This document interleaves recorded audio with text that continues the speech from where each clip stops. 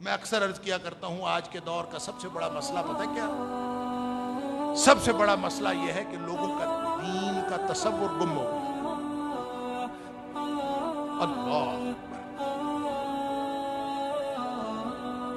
ڈاکو ڈاکہ مار کے بھی مسلمان ہیں، بے حیائی کر کے بھی مسلمان ہیں، چور چوری کر کے بھی مسلمان ہیں، سود خور سود کھا کے بھی مسلمان ہیں، فراڈیا فراڈ کر کے بھی مسلمان ہیں۔ انا للہ و انا الیہ راجعون۔ ہم نے کیسا دین کا تصور کیا؟ بلکہ جو جتنا بڑا بے حیا ہے، جتنا مرضی وہ اپنے آپ کو کہتا ہے بولڈ ہے مسلمان، اور جس کا کردار اچھا ہے وہ چھپتا پھرتا ہے، بے حیائی سر چڑھ کے بول رہی ہے۔ اسلام کا چیلنج تو دیکھو، ملحدین اپنی پوری زور اور قوت کے ساتھ ہمارے نوجوانوں کو گمراہ کرنے پر تلے ہوئے ہیں، لیکن ہم ہیں کہ ہمیں آپس کے اختلافی مسائل سے فرصت نہیں مل رہی، ہم آگے بھیج کیا رہے ہیں؟ چیلنج جو درپیش ہے وہ دین کو درپیش ہے، چیلنج اسلام کو درپیش ہے۔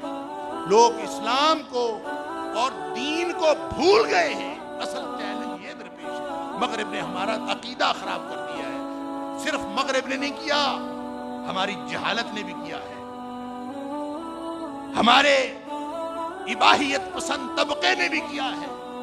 اس کے اور اسباب ہیں، میں اس کی طرف نہیں جاتا کہ اسباب کتنے ہیں، لیکن ہمارا عقیدہ خراب ہو گیا ہے۔ یہ سب سے بڑا مسئلہ یہ ہے کہ ہم اپنا عقیدہ تصور دین گم کر رہے ہیں۔ اگر واعظین کا، اگر داعیان ملت کا، اگر مرکز و محور ان کے موضوعات کا یہ ہے کہ امت جڑ جائے، امت کا عقیدہ درست ہو جائے، امت کا ایمان دوبارہ سے تازہ ہو جائے، یہ پھر سے ایمان کو گین کر لیں، اس لیے کہ ایمان قوت ہے، اگر تو یہ عقیدہ ہے، اگر تو یہ طریقہ ہے، اگر تو یہ فوکس ہے، تو پھر تو انشاءاللہ امید کی بات ہے۔ کیونکہ نبی اکرم صلی اللہ علیہ وسلم جب آئے تھے، جب آپ تشریف لائے تھے، آپ جب مبعوث ہوئے تھے، تو امت، انسانیت آگ کے گڑھے کے کنارے پہنچ چکی تھی، گرنے ہی والی تھی۔ نبی کریم صلی اللہ علیہ وسلم نے جوڑا، یہ بچ گیا۔ اب ہم بھی تو گرنے ہی والے ہیں، اب یا واپسی یا آگ کے اندر گرنا، دونوں میں سے ایک فیصلہ ہوگا۔ اور اب نبی تو آنا کوئی نہیں، اب نبی کریم صلی اللہ علیہ وسلم تو اپنی دائمی تعلیمات عطا فرما کے اس دنیا سے تشریف لے گئے،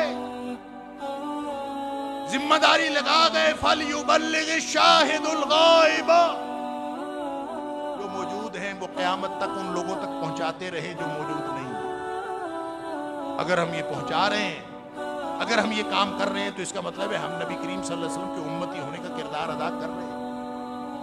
اگر ہمارے ذریعے اللہ کا دین پہنچ رہا ہے تو ہمیں شکر کرنا چاہیے کہ اللہ نے ہمیں اپنے دین کے لیے منتخب فرما دیا، اور اگر ایسا کچھ نہیں ہے تو ہمیں فکر کرنی چاہیے